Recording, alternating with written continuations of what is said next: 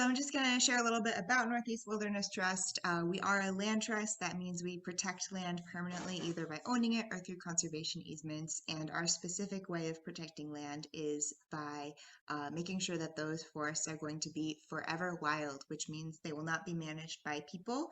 They will never be logged. They will never be extracted from.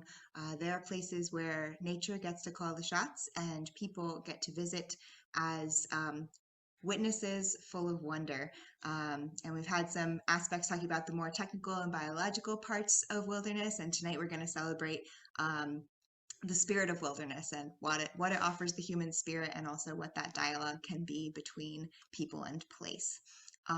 So I'm going to pass it off to Lise McLaughlin to tell us a little bit about the Writing the Land project that Northeast Wilderness Trust is partnering with. Great, thank you. I'm going to start with an excerpt from Into My Own by Robert Frost. One of my wishes is that those dark trees, so old and firm they scarcely show the breeze, were not as 'twere the merest mask of gloom, but stretched away unto the edge of doom. Before writing the land, there was thinking the land. Enjoyable, but not quite efficacious. In my off-grid cottage in a mature hemlock forest in Northfield, Massachusetts, for years I contemplated the land, and as I walked my acres with Robert Frost, feeling the cadences in my hiking feet, I knew that words and land wrote each other. And it occurred to me that in this way, land contributes to its own protection, that land speaks, and that nature poets are trained to hear those voices. So what does it matter, this conversation, asked the activist in me. In a time when land needs all the help it can get just to survive, how can poets help the land that we love protect itself? The answer is through land trusts. Land trusts are the protectors of land, and land trusts like Newt are the highest protectors of all.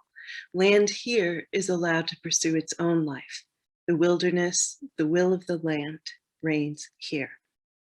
We, specifically poet David Cruz, who has been with the project since its inception, were very lucky to have found Newt as our very first land trust to enroll in this project. At that moment, thinking the land became writing the land, which this year has 11 land trusts, 36 separate lands, and involves now over 75 poets.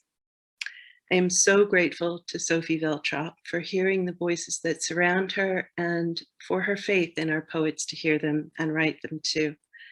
Writing the Land is honored to be a project doing essential work for the wilderness. By pairing poets with protected lands, we offer ourselves as a conduit for the land to speak, to sing, to cry out, to comfort.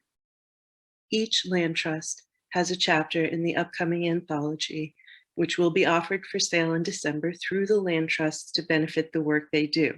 And this is a sneak preview of the cover by artist Martin Bridge. So thank you, Newt, for offering 4 of your amazing properties for this project. To wrap things up with my introduction, there's a reason I direct the project, not just because I thought it up, but also because my poetry is not quite as serious as the poems you're going to hear next. But since I have the stage, I am going to attempt to make you smile. May I present my poem, The Bard Bard. Bard perched alone, absent-mindedly nibbling the end of a hemlock branch. He had to finish this poem. He just had to.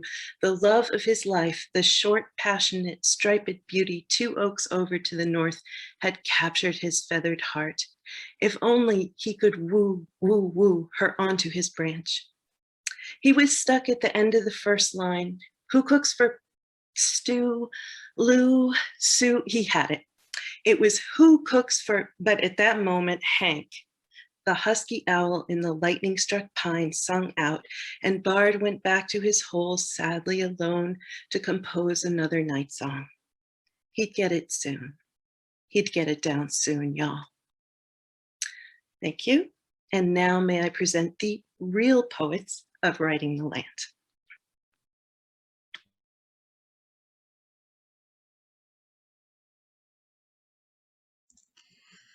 So we'll do introductions as each of the poets begin to share their work. And so we have Kathy Cremens, Sylvia Carman, David Cruz, and Rachelle Parker here with us tonight. And they were each paired with what we call ambassador preserves of Northeast Wilderness Trust. So these ambassador preserves, we have one in 4 different states, so 4 total. And they are places where they're a little more accessible and easy for the public to come experience nature and get the wilderness experience and learn what that type of land feels like, as opposed to some other preserves that are really out there, don't have easy access, might not have trails. So that's a little context for these the lands that they have been spending time with and writing about. So we start our journey in Muddy Pond Wilderness Preserve, which is in Kingston, Massachusetts, just about a half-hour south of Boston.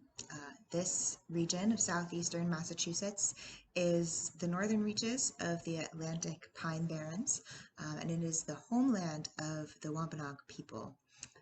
We're very grateful and honored to be in partnership with the Native Land Conservancy, a Wampanoag and Mashpee-led land trust that seeks to protect land and restore and encourage and celebrate Indigenous connection to their traditional homelands.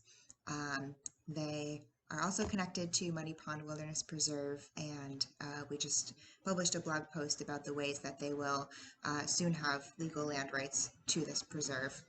And if you'd like to learn more about their important work, they can be found at nativelandconservancy.org. So the pond that you're seeing here on Muddy Pond is a globally rare ecosystem. It's called an Atlantic coastal plain pond. It's fairly shallow and it was formed glacially, and it's home to several endangered species of plant and insect life, including the beautiful white flower you see right here. This is called New England boneset. It is quite endangered, and Muddy Pond is home to one of the largest known colonies of this flower.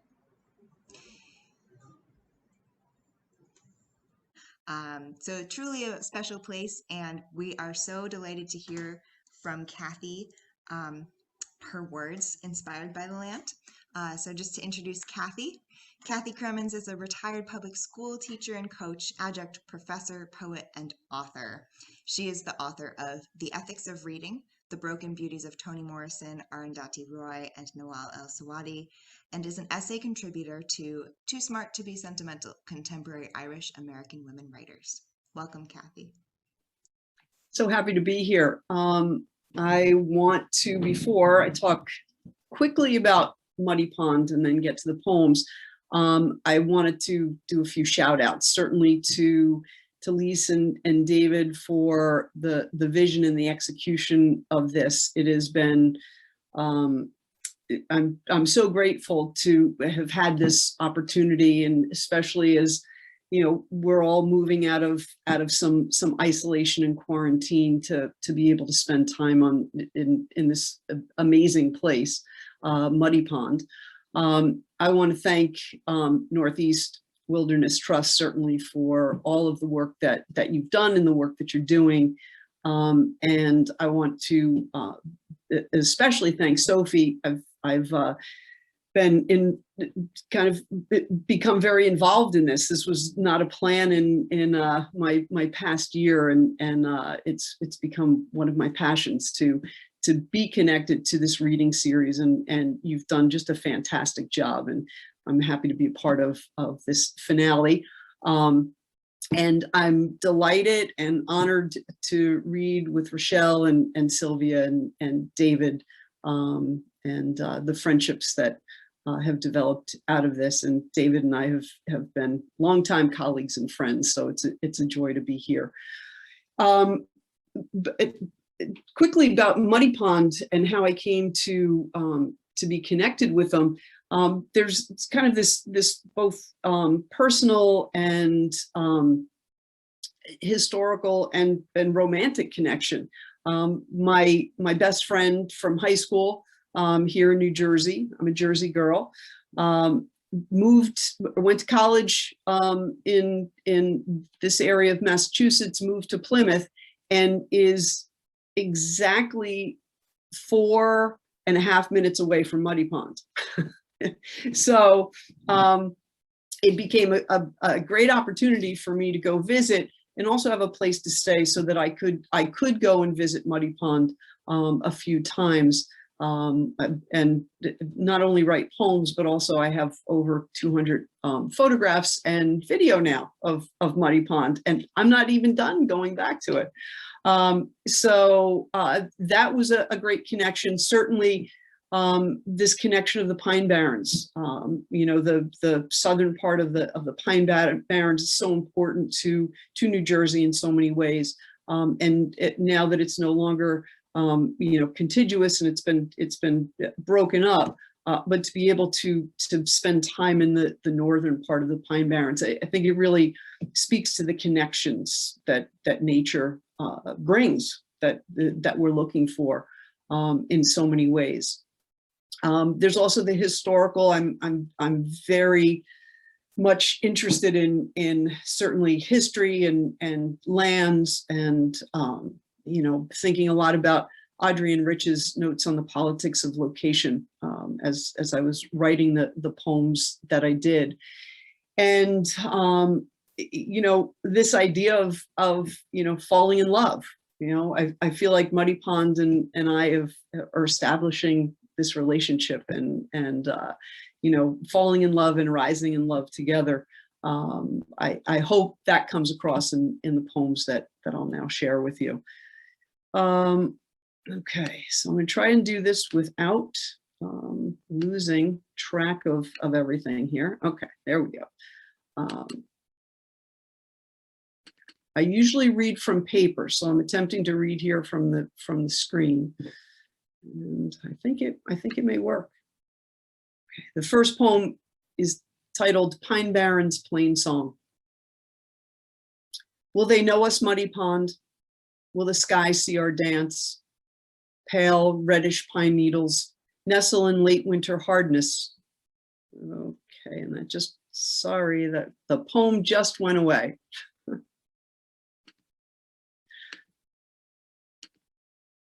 I'm going to start that again. I apologize. First, technical glitch of the night. Will they know us, Muddy Pond? Will the sky see our dance? Pale reddish pine needles nestle in late winter hardness, like land I walked as a child in Jersey Pine Barrens fragrance. Will I know you, Muddy Pond? Will the wind taste the same? Stretched across stolen land, ancestor voices vibrate. Lenape South, Wampanoag North, across land, burdened with history, gather, honor. Sacred space swirls with a breathing across miles, boundaryless.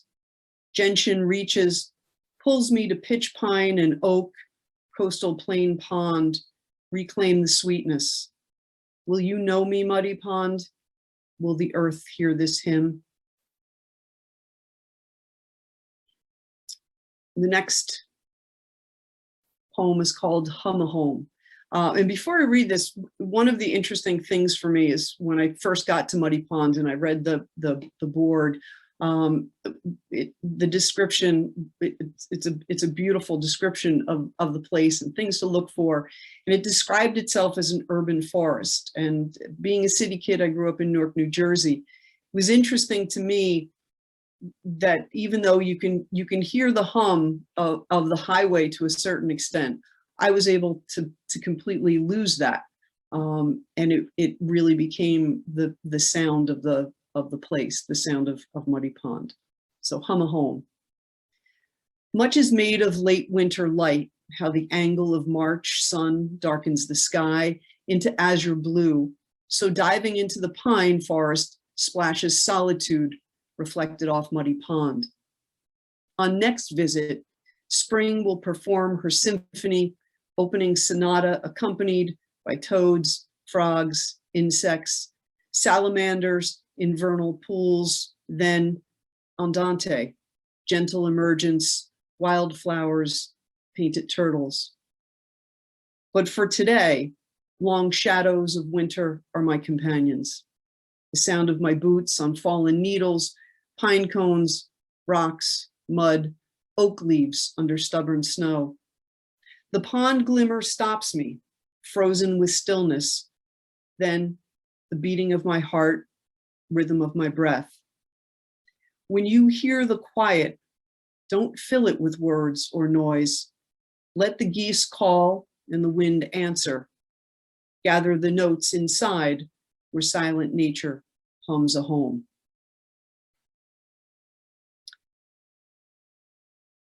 And this last poem, one of the beautiful things about Muddy Pond, at least for me, are the vernal pools on the land.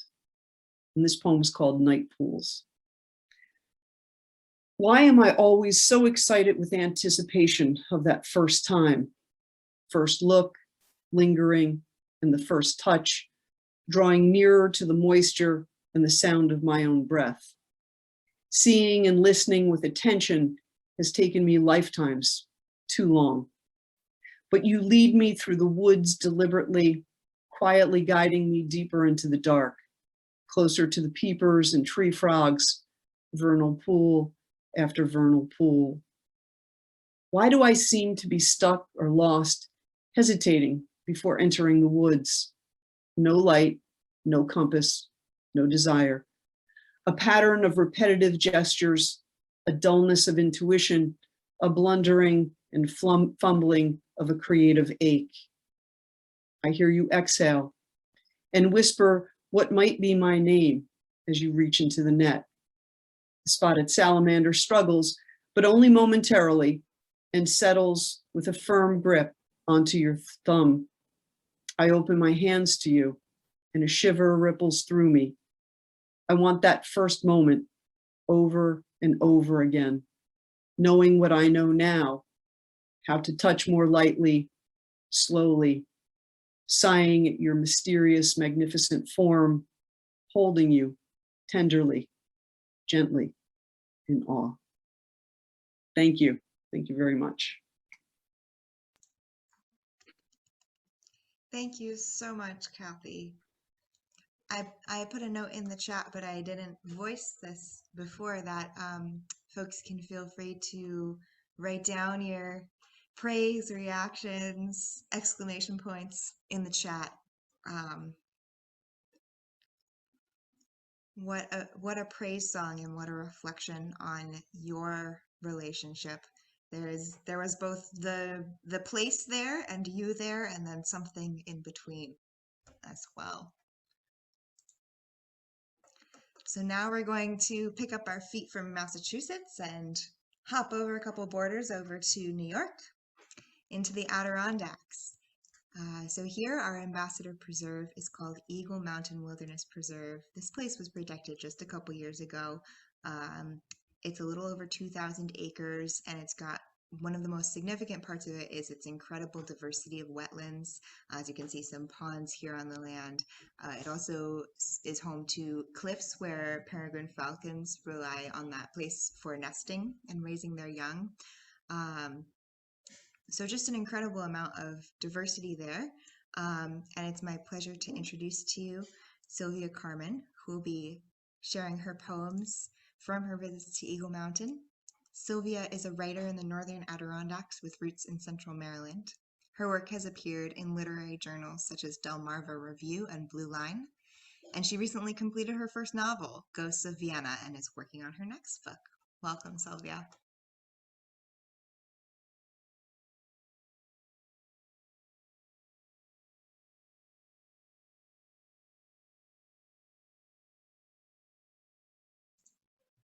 Duh.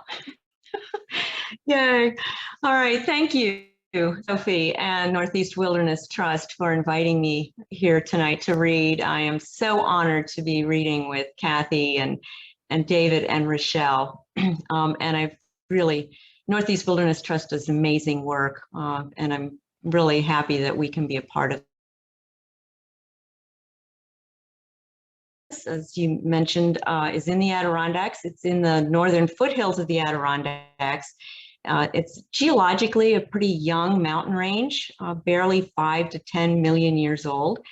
And the preserve of Eagle Mountain is part of the ancestral land of the Kanien'ke Hakka, or the Mohawk Nation. When I hiked into Eagle Mountain, it was on an abandoned logging trail. And I thought about the history of the land and our relationship with it. I think Eagle Mountain Wilderness has a lot to tell us about that relationship and how we can work to restore it. So the first poem that I'm going to read tonight is aptly called Hiking Eagle Mountain Wilderness, and it reflects of the beaver seeing us.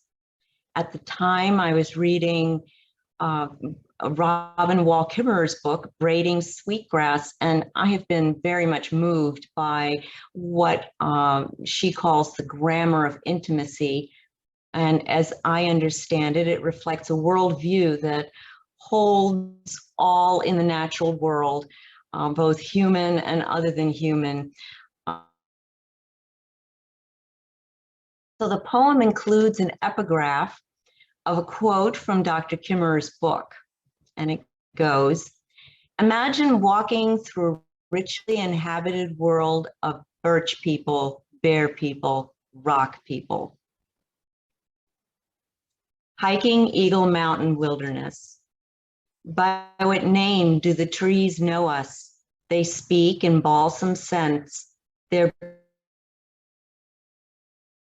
birch and maple crowns cast sunlight coins that wink my name along the logging road long surrendered to pioneers whose seeds tag my sleeves and the wolfish drape of my shepherd mix's tail.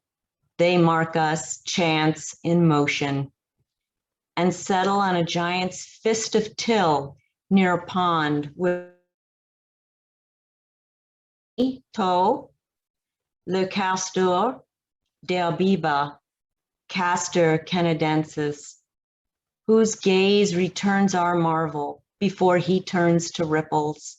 Waters cover him sleek and sleek, reflecting the mountain, her south-facing ice-plucked cliffs shelter raptor nations. She extends her wild lap to the winged and mineraled, under and become possibility.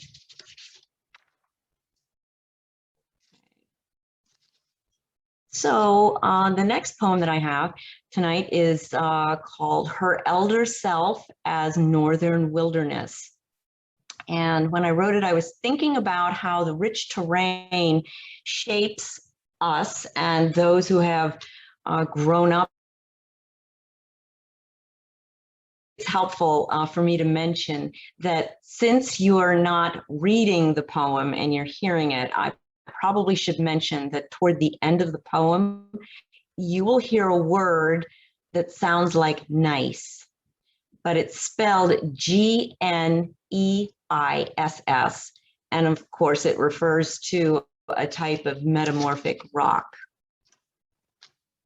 Her elder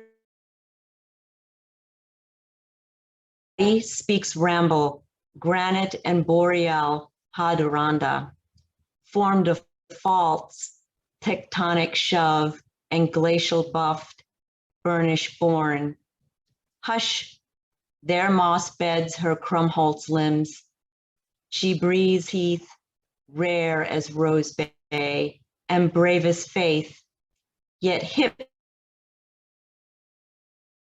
stays, the snag and gust and steep, abides in ramble, her eskered boundaries shore up, nice, erratics, she holds harsh, tender, and whispers ridges, efts wink back, through spruce roots warp and weft, she sings silver for mystery ramble, she brooks and bogs the unmapped land.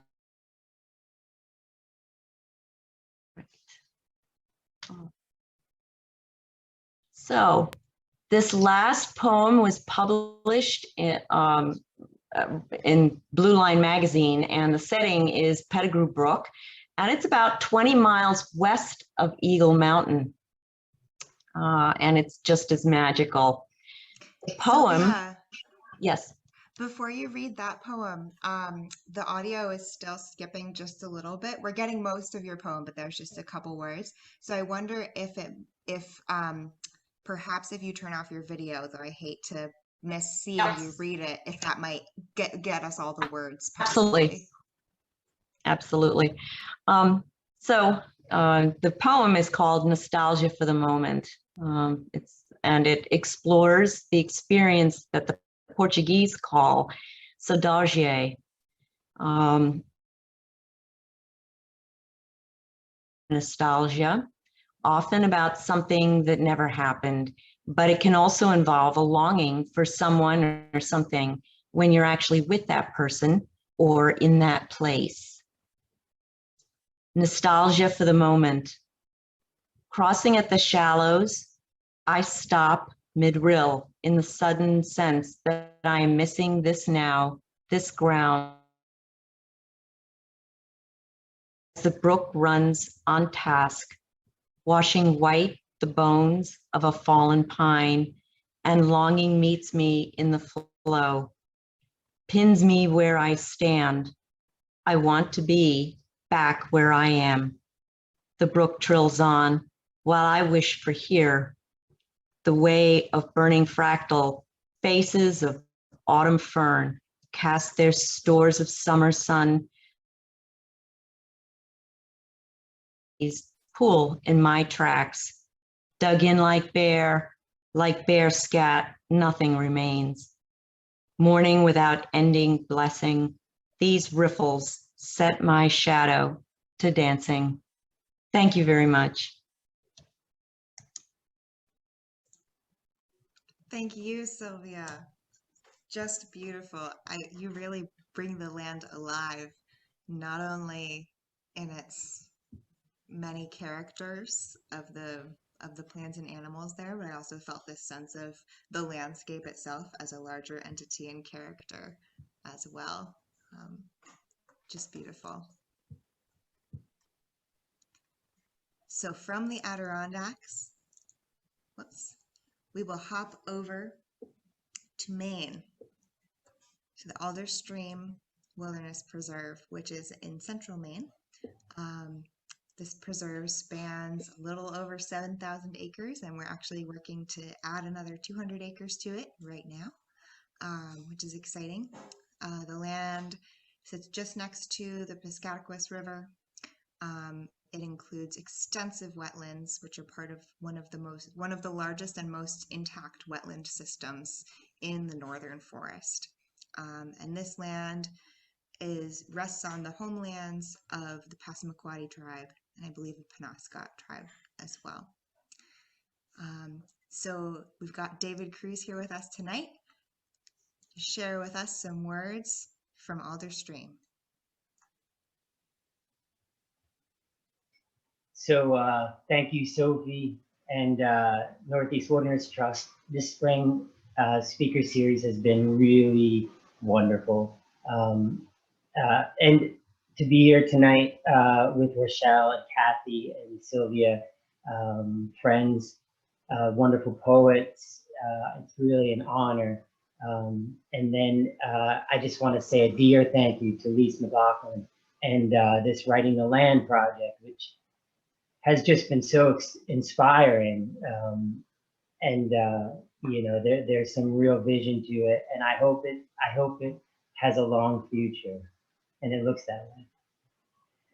So my poem Alder Stream, just a quick note, it includes some lines by the writers Laurent Savoy and Masanobu Fukuoka. And this isn't acknowledged, but it also has a sort of adapted line, excuse me, from a Polish poet who actually just passed away about a month or so ago, Adam Zagajewski. Alder Stream.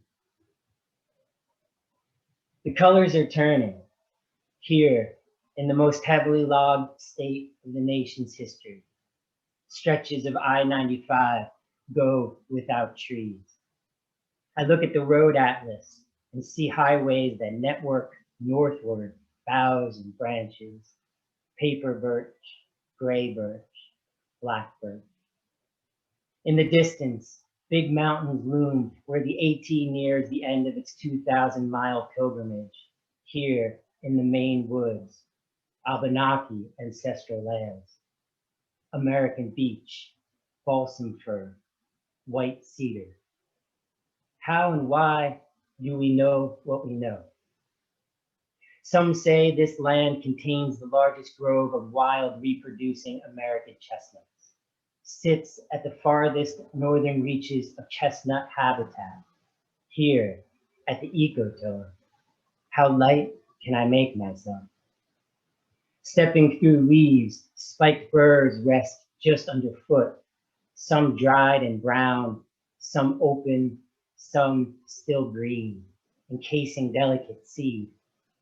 These trees are smaller and more sick than I imagined. Blight of the American chestnut in the last 100 years includes the loss of more than 3 billion trees, infected by a pathogen that colonizes a wound in the bark: red oak, white pine, tamarack. The grove of chestnut sits atop a slight ridge just over the Piscataqui River. Contraptions of netting here and there to catch falling debris, part of a study. How this land too, some think, proves the farthest reaches of the blight. Penobscot River, Piscataqui River, Alder Stream. Alder of the genus Alnus, flowering plant of the birch. From Old English allure, Proto-Germanic root aliso, and L for red brown. Speckled alder, red maple, striped maple. Some researchers claim the only way to restore chestnut populations, genetically engineered species. A single step away from the source can only lead astray.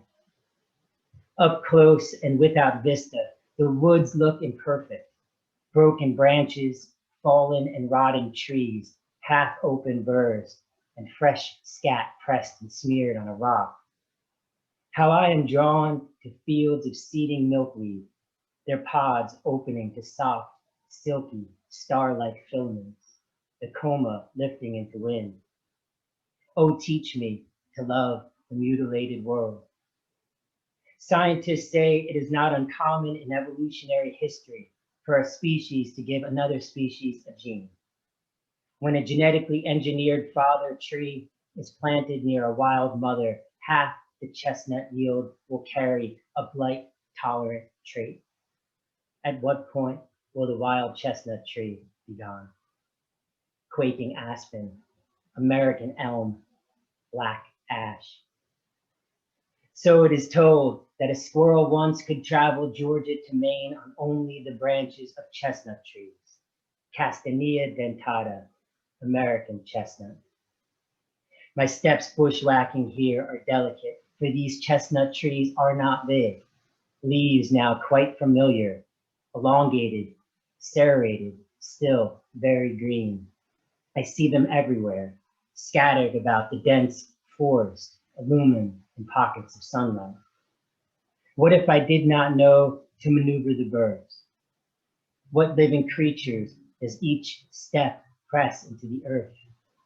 How obvious this love for birds, someone once said, they need no trail. To be featherlight and adrift to thermals, I could love the mutilated world. The chestnut contains over 30,000 genes of DNA. Researchers want to give it one, peacekeeping enzyme that protects the tree from a harmful acid. I look on Alder Stream and its beaver dams and wonder which trees are mountain alder, which are speckled. These woods speak a language of water and light, and I yearn to translate what's lost, where to praise means to save, and to preserve keeps trees from dying. Still, I know so little of life's reckonings. The memory of what we found shapes me still. Black spruce, eastern hemlock, American chestnut. So I have a little bit more time. I was going to read two short fragments from a new project. So when I was hiking at the Binney Hill Wilderness Preserve, thanks to Newt, I was on the Walpack Trail and had a view northwest, and about 10 miles away was a really charming mountain. And I remember looking and thinking to myself, what mountain is that? I have to go there, you know? This is actually, it's a very famous mountain. It's been written about and painted for hundreds of years. And when Mount Fuji built a road to the top of its mountain summit, this mountain became the most hiked mountain in all of the world. And some of you may know what I'm referring to. It's actually Mount Monadnock in southern New Hampshire. So I'm currently working on a collaborative project with photographer Brett Williams. And this is actually a long poem on this one mountain. And just so you know, part of the project, I've been studying an Abenaki dictionary that was translated in 1884 by Sozapalolo, alias Chief Joseph Laurent. And this book is quite amazing. And so some of the words have been making their way into this long poem. So here's two short fragments.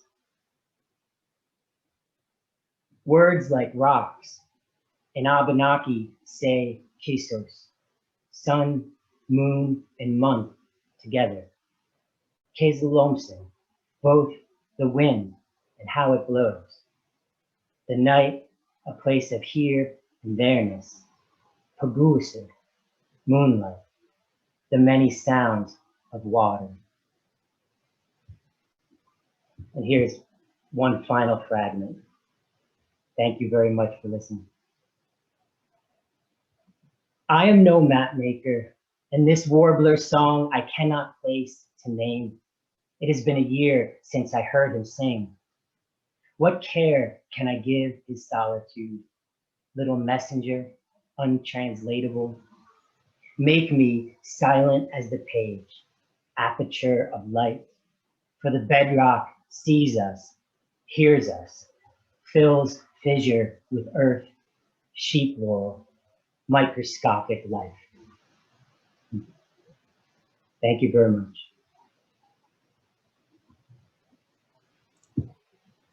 Thank you so much, David. Really exciting about that new project. And for folks interested in knowing more about the living legacy of the Abenaki language, big gratitude and shout out to Joseph Bruchac, who's an Abenaki author and poet who's been teaching the language, keeping it alive. And if you're curious about that, you can check out. Oh, sorry, I'm getting the note that I'm too quiet. Can folks hear me okay? Is this better? Sorry, I'm just so, calmed by your words. I was just kind of drifting into a very peaceful, quiet place. Okay, well, I'll try and speak a little bit louder. I was just saying that there's been somebody named Joseph Bruchac has done some incredible work with keeping the Abenaki language alive. And if you're curious about that, you can check out his work at Indakina Center in the Adirondacks. And David, I was thinking about in the Alder Stream and Chestnut poem, for folks, this image is the chestnut leaf itself, about how your poem really felt like an antidote to ecological amnesia, which is the phenomenon of generations coming into a new ecological space that's been drastically altered by humans, one that doesn't have chestnuts, for example, American elm, and taking that as normal and not having that legacy of what the land looked like before those trees were lost. So I really appreciated that naming, and yeah, that's what it brought out for me. Thank you, Sylvia. So for those of you in my generation who did not grow up with chestnut trees, this actually was one of the first chestnut trees that I saw. So here you go, meet Castanea dentata. So last but certainly not least, we are delighted to welcome Rachelle Parker. Rachelle was paired with Binney Hill Wilderness Preserve. So this is hopping over to New Hampshire. Binney Hill is located on the ancestral homelands of the Cowossack Band of the Abenaki people. And it is, as David just mentioned, that second poem was when he was visiting this area. So the historic Wapak Trail, which I think might have been the first long distance trail in the country. It predates the Appalachian Trail. It's about 21.5 miles, and it runs through this preserve. And so right here you can see Binney Pond, and the preserve borders the eastern or western, so the right-hand side of the pond. So welcome, Rachelle. Rachelle is a Nassau-Waddocks-born, Brooklyn-bred writer. She was the selected winner of the Furious Flower Poetry Prize and Pat Schneider Poetry Contest, and placed third in the Allen Ginsberg Poetry Contest. Her work appears in many journals and literature reviews, including Obsidian, Literature and Art in the African Diaspora, the Adirondack Review, Tupelo Quarterly, and the Patterson Literary Review. Welcome, Rachelle.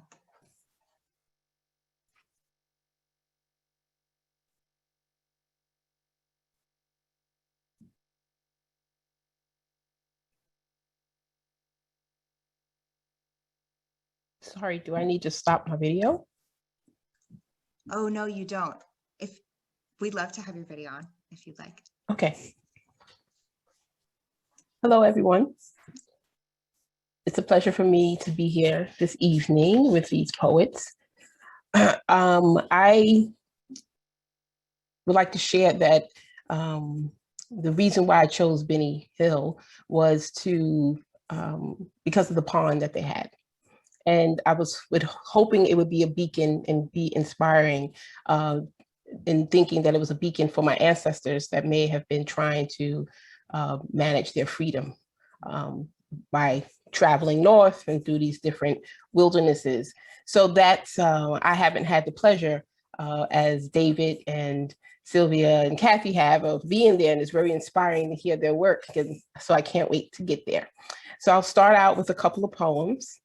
As I recollect, I come out between tobacco rolls, wishing I was a buzzard. I come out at the bottom of the sea, collecting bones, one small enough to pick teeth. I come out to put a hurtin' on a pound cake with nary a measuring cup or spoon. I come out to a horse trainer, sharing lunch of corn cobs with Millie the mule. I come out to hands tight around a minor league baseball bat. I come out to well-breeded hands passing me round like wet clothes. I come out to a plate of neck bones and boiled white potatoes. I come out on a porch, dusty feet splintered. Once, for a short while, I come out running from trees and lanyard. I come out with apple seeds under my tongue, vinegar filling my nose. I come out with copper-painted palms, red gold coating the lifelines of my grandchildren's grandchildren. I come out in a sliver of moonlight with wings hovering for all time.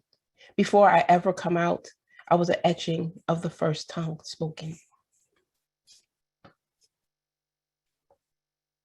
And again, this poem is my imagination of how nature could have assisted in altering the travesty of slavery. I was a monsoon just once. Wind and gust, I blew in one direction, then another. I was cold over land, hot over ocean. I carried sand swirling out over the waves and currents of the sea. I let it fall in hair, on feet.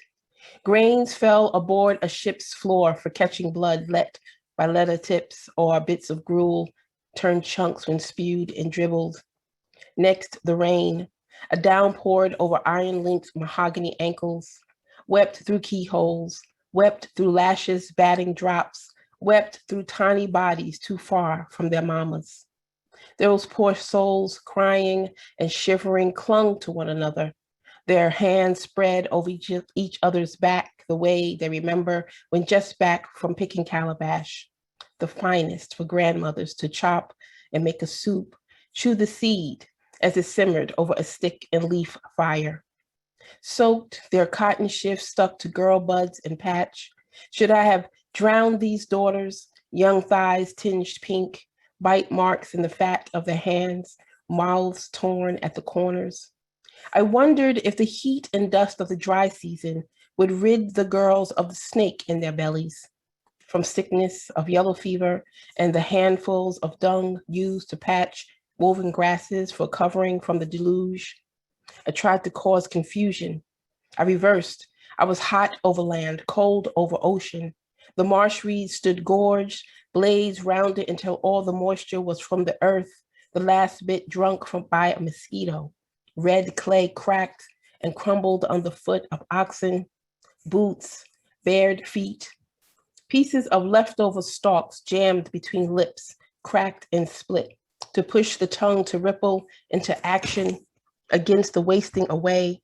I cleared fog and dew, pulled clouds back from the sun's rays that bore into flesh, dry and ashen. Flies swarmed the fecal-coated holding pen. What could I have done? It was too late to whisper ears gone deaf from screams, no longer able to hear their names from the top of trees or conch shells sounded. Would it have been best to hurl them to the jaws of the ocean? Was it ever too late to rust the lock of their chains?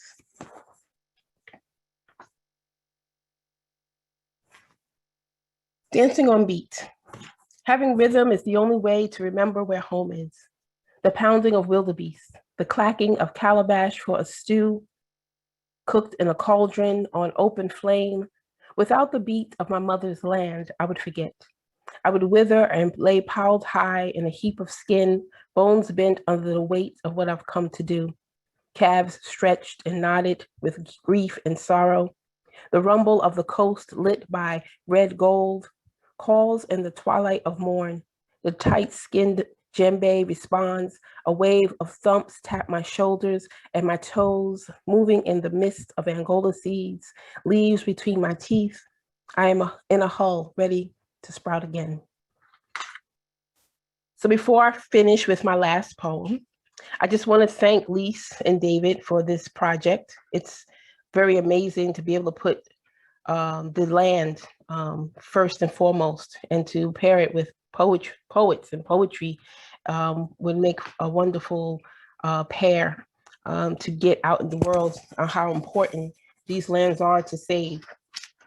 Sophie, I'd like to thank you for organizing all of the amazing events this season. I did tune into the Coyotes event, and it was wonderful and amazing. David, Kathy, Sylvia, your words are inspiring. I look so forward to getting to my land trust and writing the land. And I'm so glad I got to read your poems before that we got on here, and now to hear them. You know, if you go on the website, I was able to read them all, and hearing them, it's just amazing for me to be able to put the words, the voice, I should say, to the words. Thank you for your friendship. Thank you for sharing this space with me tonight. So in doing my final poem, I was able to get a poem written that I guess is my hope for reaching there. When you get there, look for the half-frozen pond. Moss will be damp on the north side of the juniper.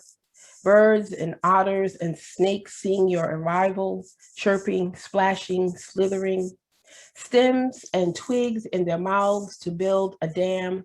Follow the beaver until it disappears through a waterfall. It will be dry there. The darkness of a cave will cradle you, move you to tears and sleep. A peak of morning lights your way through dewed grasses to blueberries. Fill your kerchief with their wildness. Munch these new fruits. Let their juices run through your raisined skin until plump, bursting at the seams and left bare. Go when the fish's fin beckons you. They know how deep the earth is, deep down the earth is. They have laid eggs there. Slowly into the pond. Slowly dip your head under. Slowly release the dust from bitter wounds, from thick keloids at the wrists and ankles, from the mark under your eye by a thicket's tight hold. Cleansed, sit on the bank, look at your reflection, see the return of the gazelle.